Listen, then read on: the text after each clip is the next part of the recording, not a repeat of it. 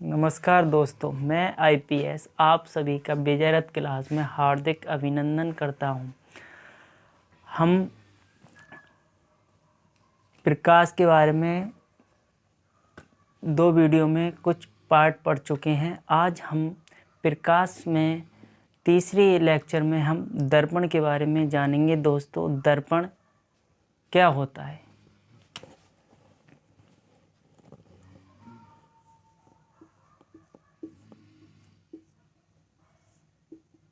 अगर दोस्तों दर्पण के बारे में पूछा जाए कि दर्पण जो है किस सिद्धांत पर कार्य करता है, तो प्यारे दोस्तों आप कहेंगे दर्पण जो है वो परावर्तन के सिद्धांत पर कार्य करता है।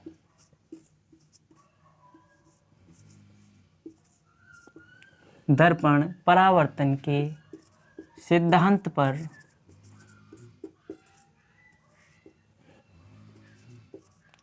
कार्य करता है। और प्यारे दोस्तों, अगर पूछा जाए आपसे कि दर्पण पर कैसी पॉलिश की जाती है, तो बताएंगे कि दर्पण पर सिल्वर,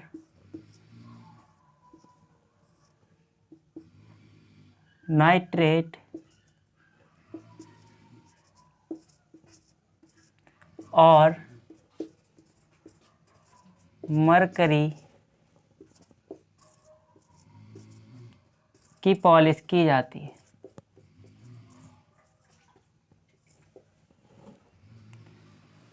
यदि साथियों मुझसे पूछा जाए तो रिडॉक्स की भी पॉलिश की जाती है। दर्पण पर रिडॉक्स की भी पॉलिश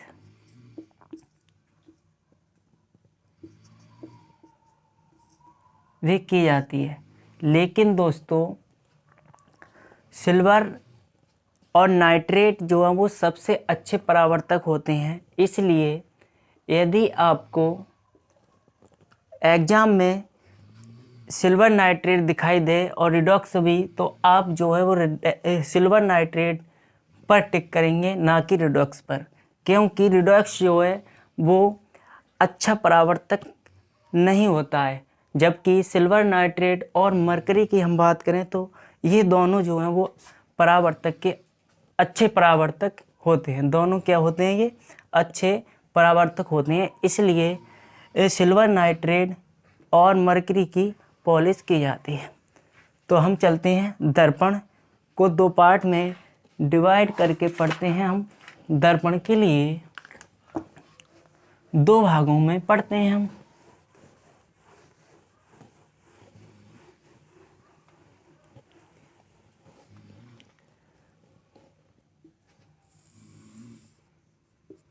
पहला भाग समतल दर्पण,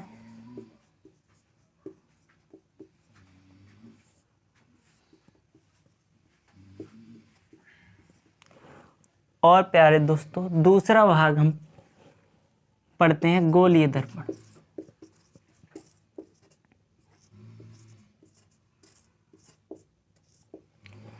गोलीय दर्पण को दोस्तों 2 पार्ट में डिवाइड करने के बाद हम पढ़ते हैं।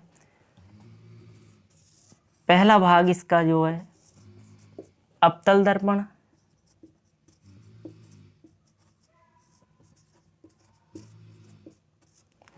और दूसरा भाग जो रहेगा वो है उत्तल दर्पण।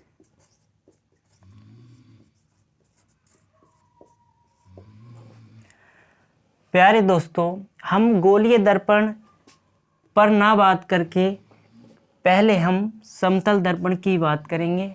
समतल दर्पण की बात करेंगे हम। समतल दर्पण द्वारा बना प्रतिबिंब हमेशा आभासी और कैसा होता है? सीधा होता है और पार्श्व में व्युत्क्रम होता है। इसका मतलब ये है पार्श्व में व्युत्क्रम, साइड से उल्टा। मैंने क्या बताया साथियों? समतल दर्पण द्वारा बना प्रतिबिंब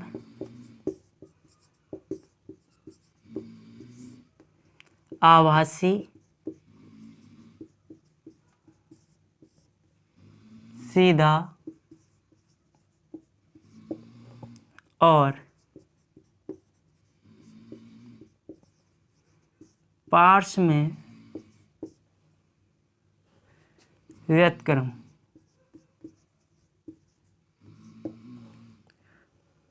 मैंने क्या बताया? पार्श्व में व्युत्क्रम का मतलब होता है साथियों साइड से उल्टा। यदि आप समतल दर्पण में देख रहे हैं तो वस्तु जो दिखाई दे रही समतल दर्पण में उसका दायां, तो प्रतिबिंब का कैसा दिखाई देगा? बायां।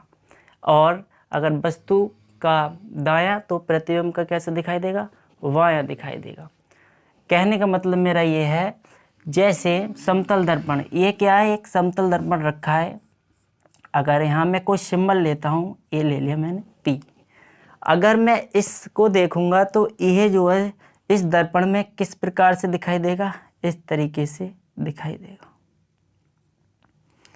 तो मैंने कहा ये जो है साइड से कैसा दिखाई दे रहा है? उल्टा दिखाई दे रहा है। इसी को हमने कहा है पार्श्व में व्युत्क्रम दिखाई देता है।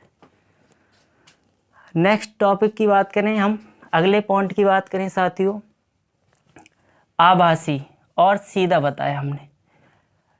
प्रतिबिंब जो है वो दो प्रकार के बनते हैं, एक आभासी और सीधा बनता है। आभासी प्रतिबिंब कैसा प्रतिबिंब होता है? जिसे हम पर्दे पर लिया जा सकता हो उसे हम आभासी प्रतिबिंब कहते हैं। और एक होता है वास्तविक प्रतिबिंब, रियल प्रतिबिंब, जो हम दर्पण में देखते हैं, सामने जो दिखाई देता है उसे, या हम इस दूसरी भाषा में कह सकते हैं जिसे हम पर्दे पर नहीं लिया जा सकता हो उसे कैसा प्रतिबिंब कहेंगे? वास्तविक प्रतिबिंब कहेंगे। सीधा, जहां आभासी दिखाई देगा वहां हमेशा कैसा प्रतिबिंब बनेगा? सीधा। और जहां वास्तविक दिखाई दे तो वहां हमेशा कैसा प्रतिबिंब बनता है? वहां हमेशा उल्टा प्रतिबिंब बनता है।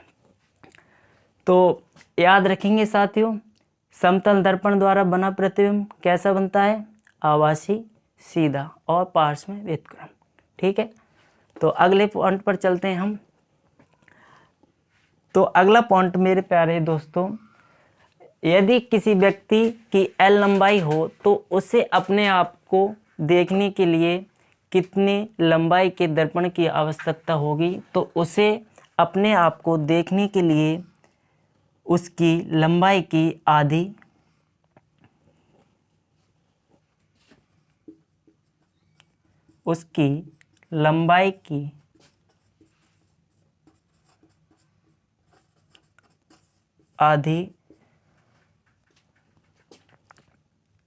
लंबाई की जरूरत होगी L/2।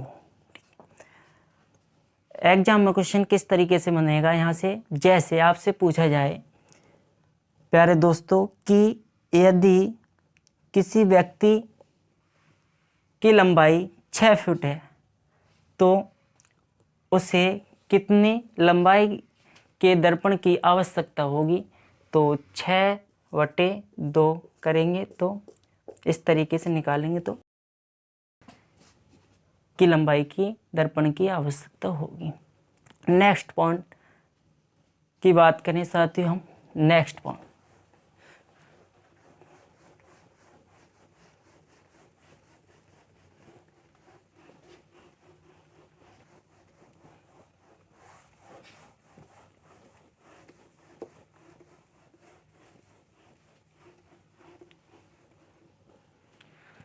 नेक्स्ट पॉइंट की हम बात करें साथियों, नेक्स्ट पॉइंट,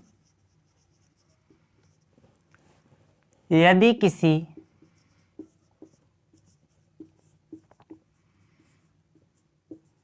दर्पण को थीटा डिग्री के कोण पर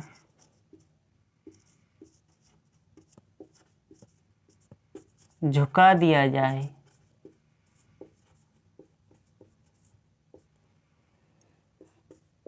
तो परावर्तित किरण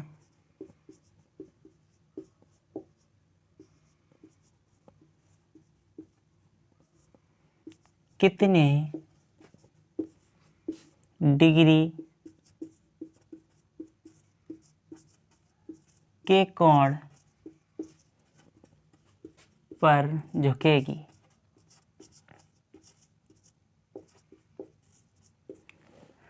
तो प्यारे दोस्तों, आप कहेंगे 2 थीटा डिग्री के कोण पर झुकेगी।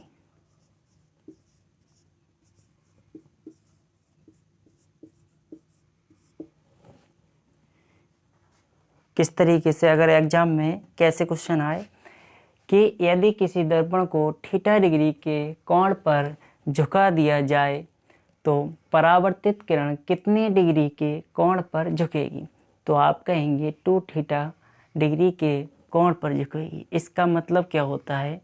इसका मतलब ये होता है साथियों कि ये कोई समतल दर्पण है।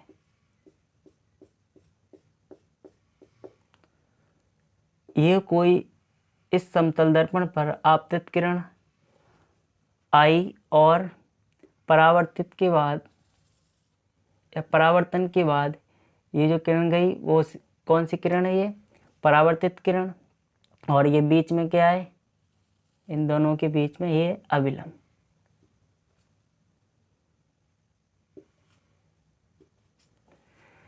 यदि मैं इस दर्पण को थीटा डिग्री के कोण पर झुका दूं तो यह परावर्तित किरण पूछा जा रहा है क्वेश्चन में कितनी डिग्री के कोण पर झुक जाएगी, तो मैंने इस दर्पण को थीटा डिग्री के कोण पर झुका दिया। जब हमने इस दर्पण को थीटा डिग्री के कोण पर झुकाया तो हम जानते हैं कि ये जो है लंब जो है वो इस दर्पण पर 90 डिग्री का एंगल बनाता है। तो यह भी कितने डिग्री का यहाँ से 90 डिग्री पर झुकेगा। तो यह 90 डिग्री का एंगल बनाएगा इससे। तो यह यहाँ से थीटा और थीटा कितने डिग्री के कोण पर झुकेंगी, तो थीटा प्लस थीटा कितना हो जाएगा? 2 थीटा। यहाँ से ये आता है निकल के, तो हम कहेंगे 2 थीटा डिग्री के कोण पर झुकेगी। नेक्स्ट पॉइंट की बात करें हम साथियों, नेक्स्ट पॉइंट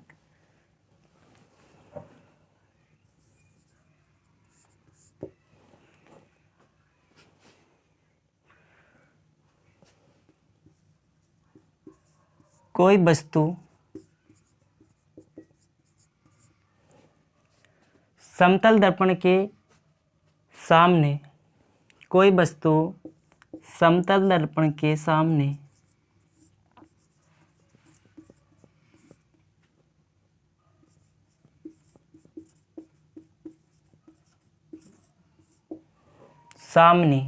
जितनी दूरी पर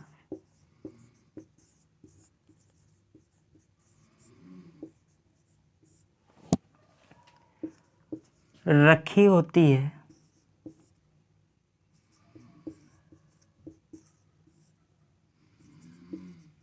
उसका प्रतिबिंब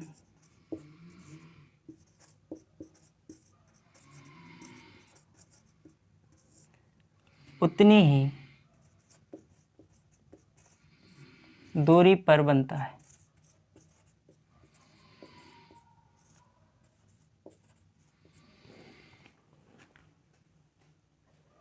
क्या कहा हमने? कोई वस्तु, ये क्या है? समतल दर्पण है। इस तरीके से यहाँ से कोई वस्तु जो है वो इस दर्पण के सामने रखी है। मैंने मान लिया 2 मीटर की दूरी पर रखी है। तो ये वस्तु जितनी दूरी पर रखी है, कितनी दूरी पर रखी है? 2 मीटर की दूरी पर रखी है। तो प्रतिबिंब भी कितनी दूरी पर बनेगा? ये 2 मीटर की दूरी पर ही बनेगा। तो हम कहेंगे कि कोई वस्तु समतल दर्पण के सामने जितनी दूरी पर रखी होती है तो प्रतिबिंब भी उतनी ही दूरी पर बनता है। नेक्स्ट क्वेश्चन किस तरीके से बनता है एग्जाम में साथियों, तो क्वेश्चन की बात करें हम साथियों,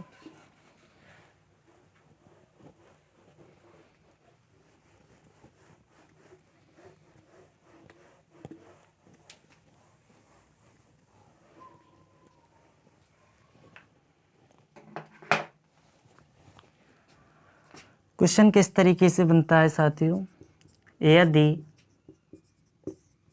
कोई वस्तु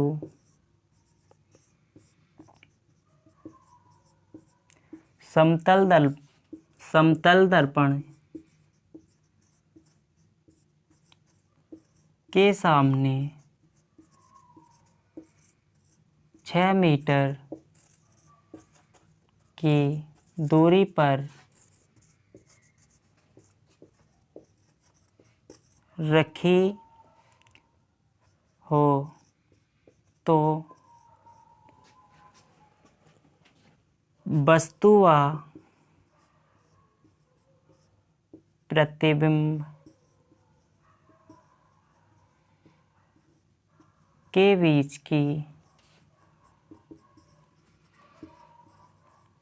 दूरी ज्ञात कीजिए। तो प्यारे साथियों, किस तरीके से निकालोगे? क्वेश्चन क्या कह रहा है? कोई वस्तु समतल दर्पण के सामने 6 मीटर की दूरी पर रखी हो तो वस्तु व प्रतिबिंब के बीच की दूरी ज्ञात कीजिए। 6 मीटर, यहाँ प्यारे साथियों ध्यान से देखेंगे क्वेश्चन में क्या पूछ रहा है। आप अगर क्वेश्चन ध्यान से नहीं पढ़ेंगे तो यहाँ गलत भी हो सकता है। मैंने कहा कोई वस्तु समतल दर्पण के सामने जितनी दूरी पर रखी होती है, प्रतिबिंब भी उतनी ही दूरी पर बनता है। अब ये जो है दर्पण से वस्तु कितनी दूरी पर रखी है? 6 मीटर। तो आप क्या कहेंगे कि वस्तु भी कितनी, प्रतिबिंब कितनी दूरी पर बनेगा? 6 मीटर की दूरी पर ही बनेगा। लेकिन ये आंसर क्या हो जाएगा आपका? गलत हो जाएगा। क्वेश्चन ध्यान से पढ़ेंगे।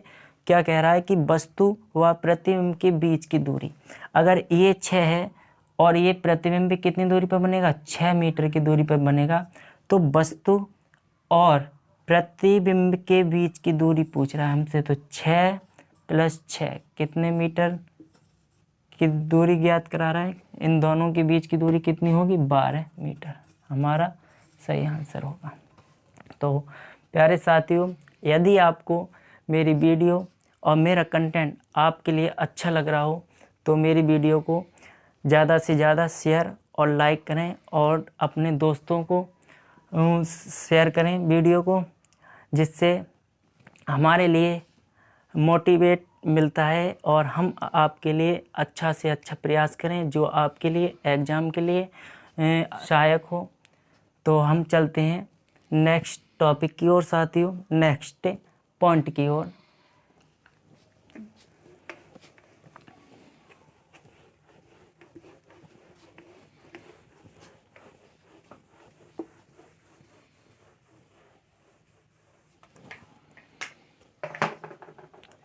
यदि कोई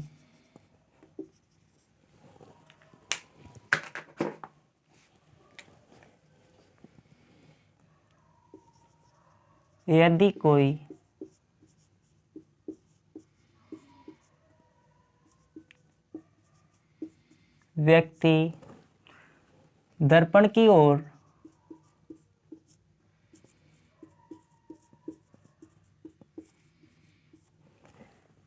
b वेग से जाता है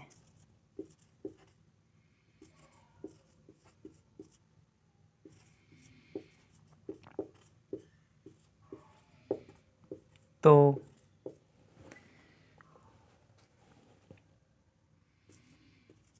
व्यक्ति के सापेक्ष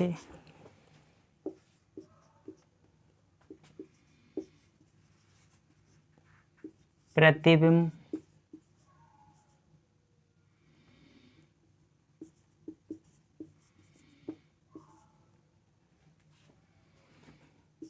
का वेग 2v होगा।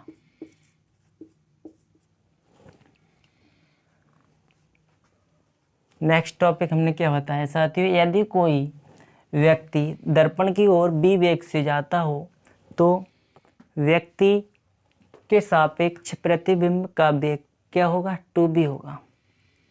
अगर पूछा जाए मुझसे तो कोई व्यक्ति अगर दर्पण की ओर जाता है तो उसका वेग भी b होगा। b वेग से जाता है कोई व्यक्ति दर्पण की ओर तो उसका वेग भी बी वेग होगा।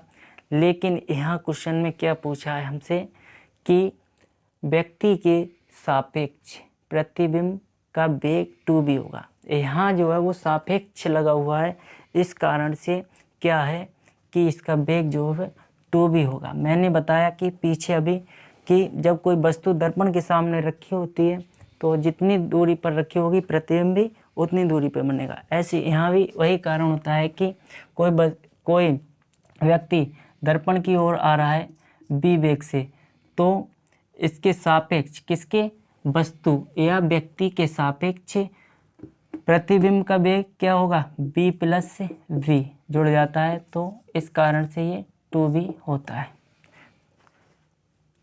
ठीक है मेरे प्यारे दोस्तों, तो हम अगले पॉइंट की बात करेंगे। अगले पॉइंट की ओर चलते हैं।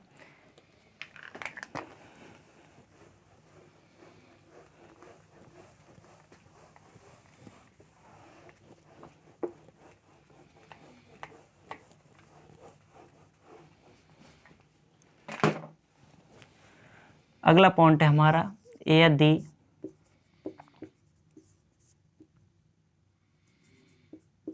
दो दर्पण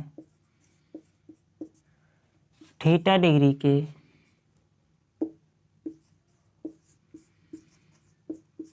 कोण पर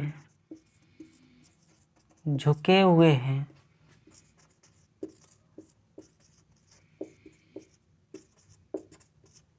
तो प्रतिबिंब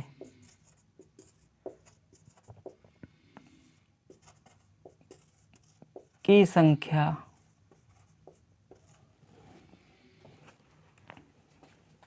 तीन सौ साठ बटे थीटा पर निर्भर करती है।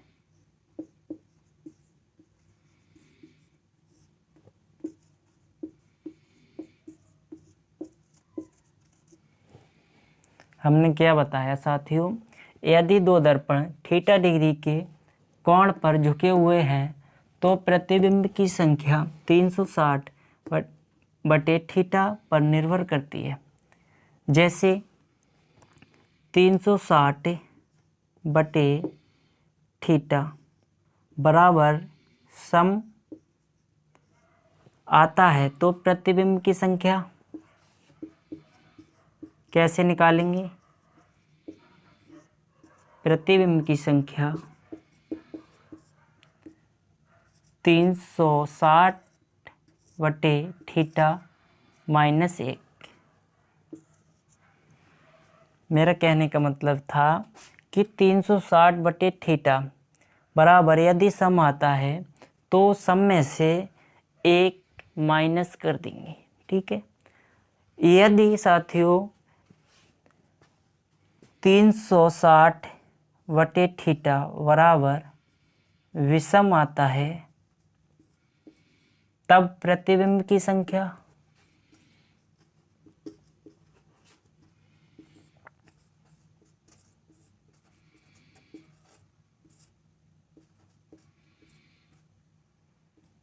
तीन सौ साठ, तब प्रतिबिंब की संख्या हमारे कोण पर निर्भर कर देगी। कोण कैसा है, सममित है या असममित है, सममित है या असममित है। यदि कोण सममित है तो 360 बटे थीटा माइनस 1 करेंगे, और यदि कोण असममित है तो 360 बटे थीटा बराबर छोड़ देंगे।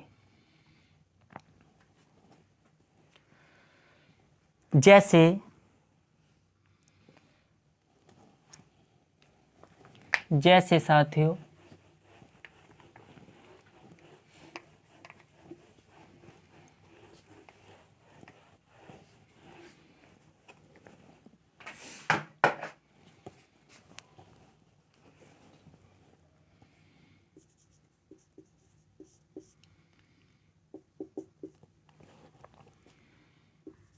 यदि दो दर्पण 60 डिग्री के कोण पर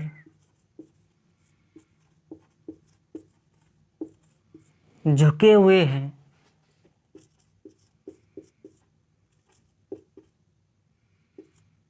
तो प्रतिबिंब की संख्या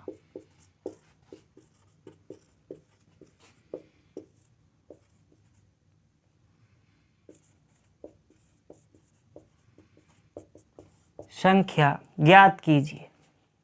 कैसे करेंगे साथियों? प्रतिबिंब की संख्या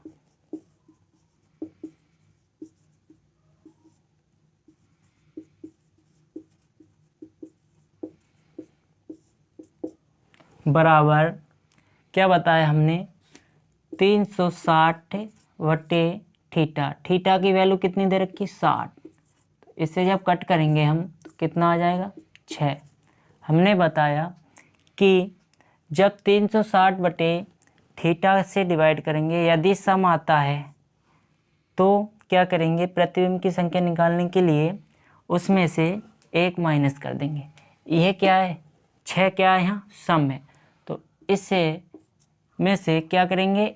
1 माइनस कर देंगे, तो प्रतिबिंब की संख्या क्या आ जाएगी हमारी? 5। अगला पॉइंट, यदि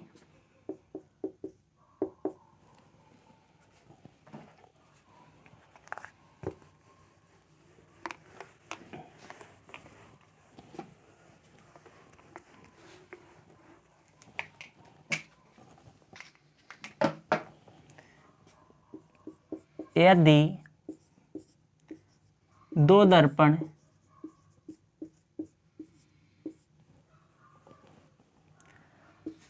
70 डिग्री के कोण पर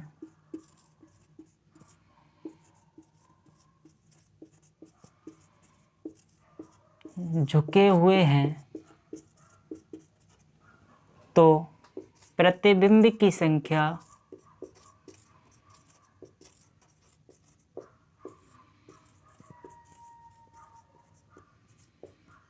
ज्ञात कीजिए। क्या कहा मैंने साथियों? नेक्स्ट पॉइंट में, यदि दो दर्पण 70 डिग्री के कोण पर झुके हुए हैं तो प्रतिबिंब की संख्या ज्ञात कीजिए। तो कैसे ज्ञात करेंगे? अभी हमने बताया कि जो है प्रतिबिंब की संख्या 360 बटे थीटा पर निर्भर करती है। थीटा की वैल्यू कितनी दे रखी है? 70। यहाँ डिवाइड करेंगे तो लगभग कितना आएगा? ये 5.1 आएगा। हम इसे क्या लिखेंगे? पूरा 5 ले लेते हैं, ठीक है। अब यहाँ ये कैसा आया? विषम आया। जब विषम आया, हमने बताया जब विषम आए तो प्रतिबिंब की संख्या किस पर निर्भर करेगी? सममित है या असममित पे। तो यहाँ देखेंगे हम साथियों, ये कैसा कोण है? तो यह जो है वो कितनी डिग्री पर झुका हुआ है? 70। यह है इस तरीके से।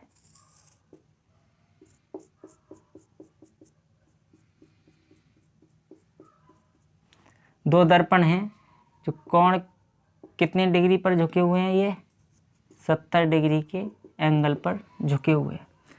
मेरे प्यारे साथियों, सममित का मतलब क्या होता है? यदि यह कोण अल्फा है तो यह कोण भी क्या होगा? अल्फा होगा। यह जो कोण बन रहा है वो क्या है? ये जो कोण अल्फा है तो ये कोण भी क्या होगा? अल्फा। दोनों कोण क्या होंगे? बराबर होंगे। तो इसके लिए कहा है हमने सममित। तो यहाँ देख रहे हैं आप, इस क्वेश्चन में क्या बोला है? सममित नहीं बोलकर क्या बोला है इन्होंने? कि ये 70 डिग्री के कोण पर झुके हुए हैं। तो हमने यहाँ से निकाला, यहाँ तो ये कितना आया? 5 आया। तो हम इसे कैसा है? ये सममित है। तो इसमें हमें प्रतिबिंब की संख्या निकालने के लिए क्या लिखवाया हमने? 360 बटे थीटा माइनस 1। तो इसमें से हम माइनस करेंगे तो कितना आ जाएगा? 4 आ जाएगा। लेकिन प्यारे दोस्तों, यदि यहाँ कोण इस प्रकार से होता, ये कितने डिग्री पर है, इस प्रकार से होता है। यदि यह कोण अल्फा है और यह कोण क्या है, बीटा है, तो यह कोण क्या बराबर है, नहीं। यह कोण अल्फा है तो यह कोण क्या है, बीटा है। ठीक है, इसका मतलब ये है यह कोण जो है वो असममित है। असममित है ये कोण, दोनों कोण क्या है, ये बराबर नहीं है। क्वेश्चन में असममित बोले तो क्या करेंगे हम, यहाँ ये जो है 360 बटे जितना आया 5, तो इसे हम ऐसे छोड़ देंगे। यदि सममित कहा जाए क्वेश्चन में तो हम क्या करेंगे, उसमें से 1 माइनस कर देंगे। ठीक है, तो नेक्स्ट पॉइंट की ओर चलते हैं साथियों। नेक्स्ट टॉपिक, किस प्रकार से और एग्जाम में यहाँ से क्वेश्चन बनते हैं।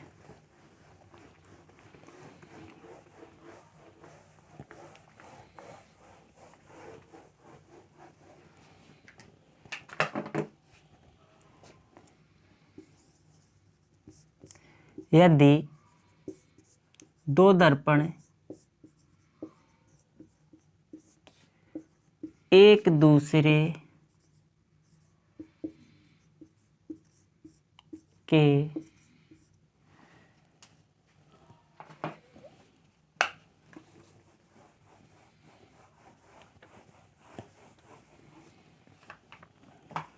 क्या कहा मैंने, यदि दो दर्पण एक दूसरे के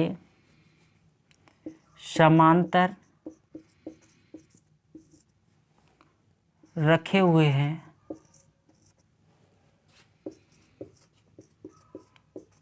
तो प्रतिबिंब की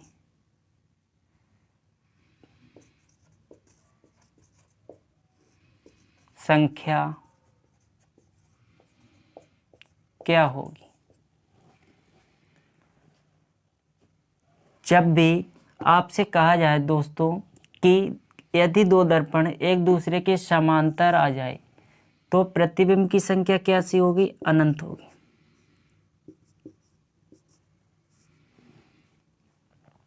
ऐसा क्या होता है साथियों, जैसे ये कोई दो दर्पण रखे हैं एक दूसरे के समांतर,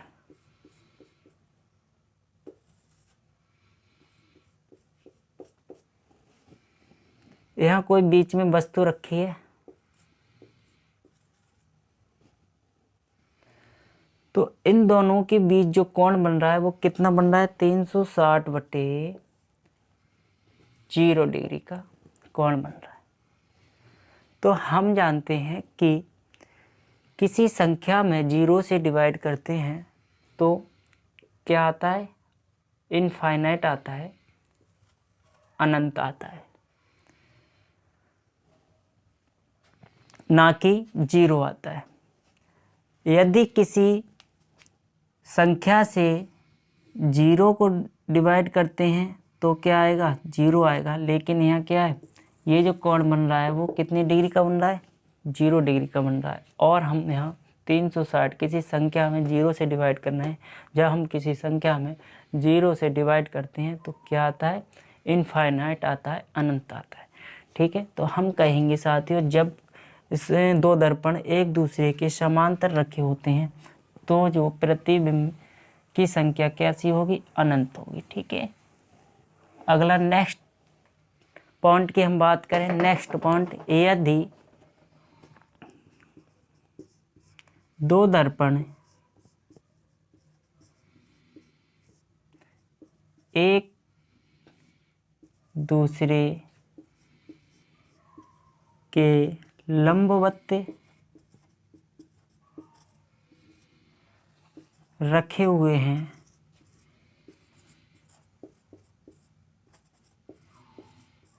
तो प्रतिबिंब की संख्या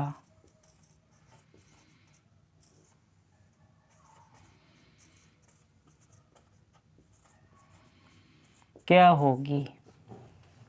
प्यारे साथियों, प्रतिबिंब की संख्या क्या होगी। दो दर्पण इस प्रकार से रखे हुए हैं लंबवत,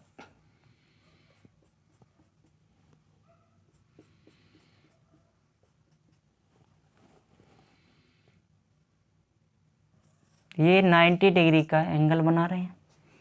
तो 360 प्रतिबिंब की संख्या निकालने के लिए क्या करेंगे,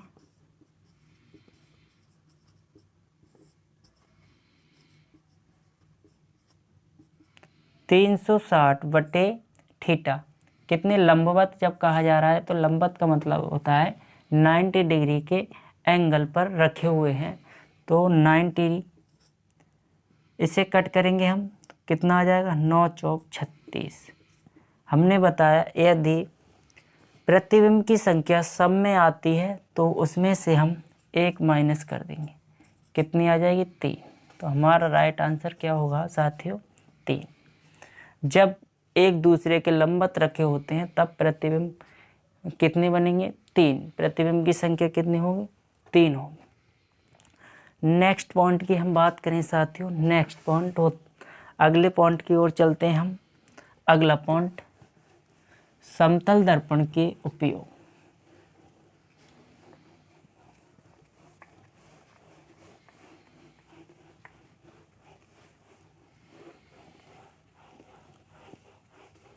समतल दर्पण के उपयोग के बारे में हम जानेंगे, कहाँ कहाँ समतल दर्पण का उपयोग किया जाता है और किस किस में समतल दर्पण का उपयोग किया जाता है। तो चलते हैं साथियों, समतल दर्पण के उपयोग।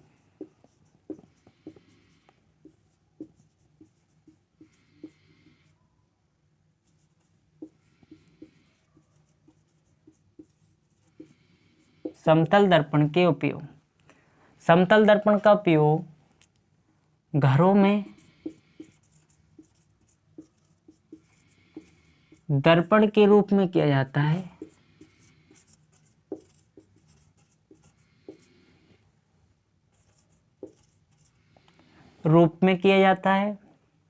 और समतल दर्पण का उपयोग कैलिडोस्कोपी में भी किया जाता है। कैलिडोस्कोपी क्या होता है साथियों, यह एक बेलनाकार नली होती है। इस प्रकार से ये बेलनाकार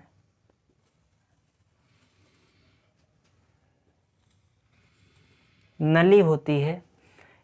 इसमें जो है प्रत्येक समतल दर्पण 60 डिग्री का एंगल बनाता है। प्रत्येक कितने डिग्री का एंगल बनाता है, 60 डिग्री का एंगल बनाता है। मैं यहाँ लिख देता हूँ 60 डिग्री का। प्रत्येक कॉर्ड जो है वो कितनी डिग्री का एंगल बनाता है, 60 डिग्री का, 60 डिग्री का कोण बनाता है। इसमें जो है वो कांच के टुकड़े पड़े होते हैं। यह इसका उपयोग जो है वो प्ले स्कूल होते हैं बच्चों के, उनमें ज़्यादातर उनके मनोरंजन के लिए उसे इमेज के घुमा घुमा कर दिखाया जाता है बच्चों को, उसमें इसका उपयोग किया जाता है कैलिडोस्कोपी का। नेक्स्ट, और इसका उपयोग कहाँ किया जाता है, तो हम कहेंगे समतल दर्पण का उपयोग पेरिस्कोपी में किया जाता है। पेरिस्कोपी में भी किया जाता है।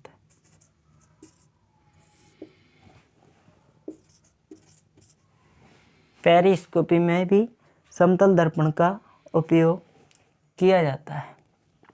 और पेरिस्कोपी और समतल दर्पण का उपयोग कहाँ किया जाता है, पेरिस्कोपी।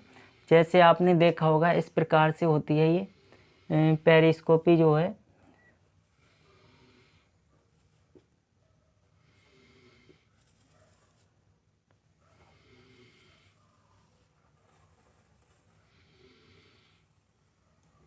इस प्रकार से बनी होती है। यहाँ जो है वो 45 डिग्री का एंगल, मतलब 45 डिग्री का एक समतल दर्पण लगा होता है और एक 45 डिग्री का यह लगा होता है। जो वस्तुओं को, जो पानी में या नीचे जो वस्तु होती हैं उनको देखने के लिए इसका उपयोग किया जाता है। यहाँ कोई वस्तु रखी है और इसे देखने के लिए क्या है, यहाँ से कोई वस्तु देखेंगे, यहाँ से यह जो समतल दर्पण लगा हुआ है यह वस्तु को यहाँ दिखाएगा, और यहाँ से समतल दर्पण इस पर दिखाई देगा, और यहाँ से जो ये किसी व्यक्ति को यहाँ से दिखाई देता है। इसलिए ये इस प्रकार की पेरिस्कोपी होती है, जिसको वस्तुओं को गहराई में वस्तुओं का पता लगाने के लिए इसका उपयोग किया जाता है। गहराई में वस्तुओं को पता लगाने के लिए किसका, पेरिस्कोपी का भी उपयोग किया जाता है। इसमें किस दर्पण का उपयोग किया जाता है, तो कहेंगे समतल दर्पण का उपयोग किया जाता है। और भी समतल दर्पण का उपयोग कहाँ कहाँ किया जाता है, जैसे वंकर होते हैं, वंकर में समतल दर्पण का उपयोग किया जाता है। जैसे सेनाओं में जो होते हैं बंकर, युद्ध में देखे होंगे, इस प्रकार से होता है ये बंकर बने हुए।